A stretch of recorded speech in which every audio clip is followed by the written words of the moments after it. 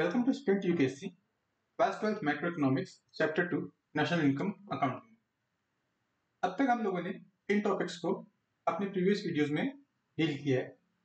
In this topic, we are going to begin with how we calculate national income, and specifically we will be confined to product method। कि product method के through हम लोग national income को कैसे calculate करते हैं। Further topics को हम लोग फ्यूचर की वीडियोस में डिस्कस करेंगे। So let's start with the product method। National income को कैलकुलेट हम लोग अलग अलग तरीके से, जैसा कि हम लोग जानते कर सकते हैं। We can calculate it through income method, expenditure method, और we can calculate it through product method. अब नेशनल इनकम को हम लोग जो सबसे कॉमनली बोले जाने वाला टर्मिनोलॉजी है वो होता है जीडीपी। जीडीपी ही होता है एग्जैक्टली, ऐसा मैं नहीं कह रहा हूँ, क्योंकि वो डिपेंड करता है आप नेशनल इनकम में फॉरेन इनकम को ऐड करना चाह रहे हो कि नहीं करना चाह रहे हो।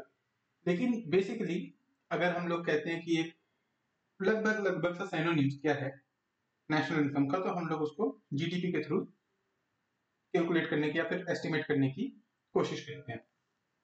अब प्रोडक्ट मेथड में इस जीडीपी को हम लोग कैसे कैलकुलेट करेंगे? We will calculate this GDP in product method through GVA, gross value addition.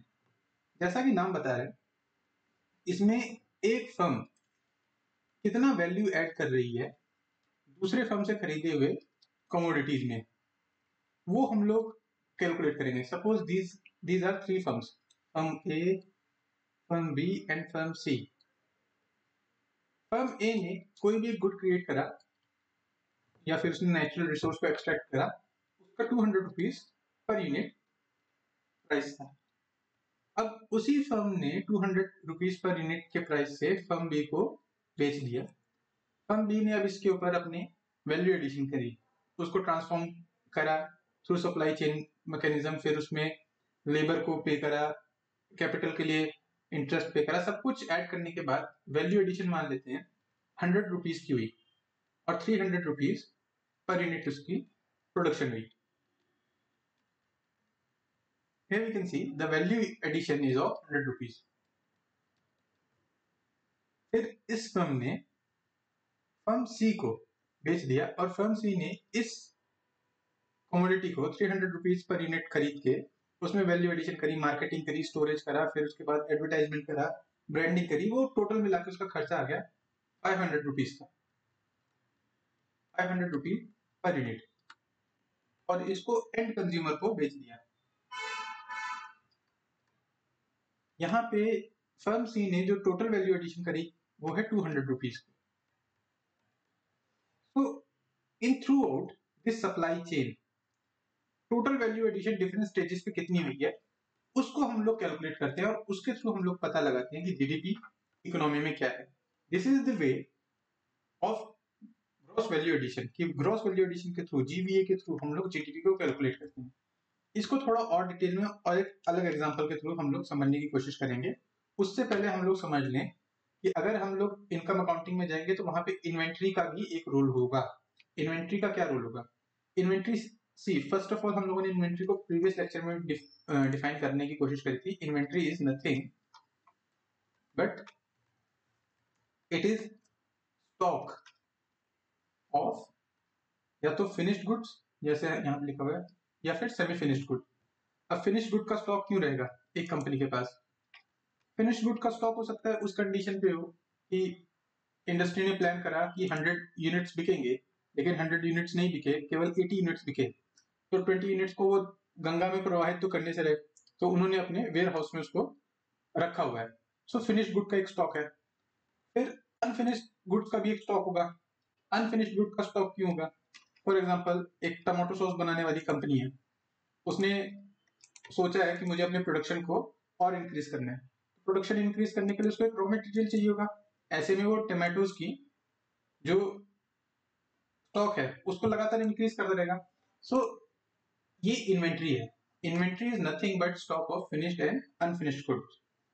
अब जैसे जैसे चेंज आता रहेगा इन्वेंट्री में, वैसे वैसे हम लोगों को एक ग्रॉस आइडिया मिलता रहेगा कि सेल्स और प्रोडक्शन में क्या क्या चेंजेस आ रहे हैं। फॉर एग्जाम्पल फिनिश्ड गुड का स्टॉक बढ़ता जा रहा है, इसका मतलब जितना एक्सपेक्टेड सेल है, expected sales is much greater than the actual sales, कि सेल इतना नहीं हो रहा है जितना एक्सपेक्ट करा जा रहा है, इस वजह से फिनिश गुड का इन्वेंट्री बढ़ता जा रहा है। तो यहाँ पे हम लोग बोलेंगे इन्वेंट्री इज एक्यूमुलेटिंग, और इससे हम लोगों को पता चलेगा कि मार्केट में अभी उतनी ज्यादा डिमांड क्रिएट नहीं हो रही है। अब इन्वेंट्री में ऐसे चेंजेस आते रहते हैं, sometime these changes are planned, sometime these changes are unplanned. Unplanned का मतलब एक तो एग्जांपल यही हो गया कि प्लान नहीं करा था कि इतनी सेल्स में कटौती आएगी, लेकिन आ गई, उस वजह से फिनिश्ड गुड का स्टॉक बढ़ गया। कभी कभार प्लान हो जाता है, प्लान इन्वेंट्री में चेंजेस हो जाता है कि जैसे एक्सपेंशन करने की सोची है, एक्सपेंशन करने की वजह से रॉ मटेरियल और ज्यादा प्रोक्योर करना शुरू कर दिया, so that will be plan accumulation of inventory. अब इसको हम लोग दूसरे वे से ले सकते हैं, डी एक्यूमुलेट भी हो सकता है। डी एक्यूमुलेट भी प्लान हो सकता है या फिर अनप्लान्ड हो सकता है। अगर तो अब्रप्ट प्राइस राइज हो गया तो लगातार, या फिर अचानक से डिमांड बढ़ गई, तो जो भी फिनिश्ड गुड का स्टॉक है अचानक से सारा का सारा निकालना पड़ेगा। हो सकता है फ्यूचर के लिए एक्सपोर्ट करने के लिए क्यों ना रखा हो, ठीक है। तो डिफरेंट डिफरेंट सिचुएशंस पे इन्वेंट्री चेंज होती रहती है। अब इन्वेंट्री के चेंज होने से हम लोगों को क्या फर्क पड़ता है, हम लोग क्यों इसको डिस्कस कर रहे हैं कि इन्वेंट्री क्या हो रहा है कैसे नहीं हो रहा है। इन्वेंट्री का चेंज को हम लोग इस तरह डिफाइन करते हैं, the change in inventory is investment. और जैसा हम लोगों ने अपने प्रीवियस वीडियोस में भी देखा था, investment leads to higher income levels, higher income. और इन्वेस्टमेंट का बहुत बड़ा रोल होता है हमारी नेशनल इनकम अकाउंटिंग में भी। इन्वेस्टमेंट इनकम लेवल को तो बढ़ाती है, लेकिन नेशनल इनकम अकाउंटिंग में भी हम लोग इन्वेस्टमेंट को ऐड करते रहते हैं। सो इन्वेंट्री कितनी है उससे भी हम लोगों को आइडिया पता चलेगा कि इन्वेस्टमेंट कितना है। Okay, so that's why inventory is important for us इस चैप्टर में नेशनल इनकम कैलकुलेशन के पॉइंट ऑफ व्यू से। हम नेशनल इनकम की कैलकुलेशन करने का अगर हम लोग शुरू करते हैं, value of total goods and services produce, उसको हम लोग नेशनल इनकम में ऐड करेंगे, और total investment made by firms उसको हम लोग नेशनल इनकम में ऐड करेंगे। अब टोटल इन्वेस्टमेंट का मतलब क्या हुआ, फर्स्ट ऑफ ऑल ये इन्वेंट्री कितनी है, इन्वेंट्री में चेंज कितना है, फिर उसके बाद प्लान्ड कैपिटल फॉर्मेशन, ये दो चीजें भी, इन दो चीजों को मिला के हम लोग करेंगे कि ये हमारी इन्वेस्टमेंट है, टोटल इन्वेस्टमेंट है जो फर्म्स ने एक टोटल टाइम पीरियड में उसके ऊपर एक्सपेंडिचर किया, और साथ ही साथ गुड्स एंड सर्विसेज कितनी खरीदी गई वो तो है ही है हमारा, टोटल प्रोडक्शन कितना हुआ है। अब जीवीए कैलकुलेशन मेथड में हम लोग जीवीए को कैसे डिफाइन करेंगे, it will be value of goods and services produced minus value of intermediate goods plus change in inventories. Okay, इसको थोड़ा सा और हम लोग एक एग्जांपल के थ्रू समझने की कोशिश करते हैं। सपोज करते हैं हमारे पास 3 फर्म्स हैं, एक फर्म में एंटरप्रेन्योर है आरती, दूसरी में है ज्योति और तीसरी में है नेहा। आरती का बेसिक काम है लेदर को प्रोड्यूस करना, सो शी प्रोड्यूस लेदर, और ज्योति इज प्रोड्यूसिंग शूज, और Neha is producing bags. Aarti can serve Jyoti as well as Neha, इन दोनों को आरती लेदर प्रोवाइड कर सकती है। अब सपोज करते हैं आरती ने 500 रुपीज का लेदर प्रोड्यूस करा। अब कुछ पार्ट आरती ने अपने पास रख लिया इन फॉर्म ऑफ इन्वेंट्री, ठीक है, तो वो हो गया हमारे पास 200। इसके लिए मैं कलर दूसरा चेंज कर लेता हूँ। ये 200 रुपीज के लेदर आरती के पास है एज अ इन्वेंट्री। 300 का क्या करा, 300 को या तो ज्योति को सेल कर दिया या तो नेहा को सेल कर दिया। ओके, तो 100 रुपीज यहाँ पे लिखा हुआ है कि ज्योति के पास गए, और रिमेनिंग 200 रुपीज नेहा के पास गए। नाउ ज्योति ने 500 रुपीज के शू प्रोड्यूस करे आफ्टर 100 रुपीज की inventory. Jyoti had 100 rupees of leather, but after adding value to it, अब उसकी ब्रांडिंग करी या फिर प्रोसेस से, मशीन प्रोसेस से लेके गए, तो ज्योति ने 500 रुपीज के शूज प्रोड्यूस करे। और नेहा ने क्या करा, नेहा ने 200 रुपए के लेदर आरती से खरीदा था, लेकिन उस 200 रुपए को ट्रांसफॉर्म करके 1000 रुपीज के उसने बैग्स क्रिएट करे, लेदर बैग्स। ओके, अब ब्रांडिंग करिए, कैसे एडवर्टाइजमेंट करा, वो सब कुछ इसमें हम लोगों ने इंक्लूड करा। इस कंडीशन में हमारे पास एज्यूम करते हैं कि केवल यही तीन प्रोड्यूसर्स पूरी इकोनॉमी में हैं। तो ग्रॉस वैल्यू एडिशन देखते हैं कि सभी का कितना कितना है। नेहा का अगर ग्रॉस वैल्यू एडिशन देखा जाए तो नेहा का ग्रॉस वैल्यू एडिशन है 800 रुपीज का, क्योंकि 200 रुपीज का उसने लेदर खरीदा था in form of intermediate good और रॉ मटेरियल, और 1000 रुपीज का फाइनल वैल्यू क्रिएट करी।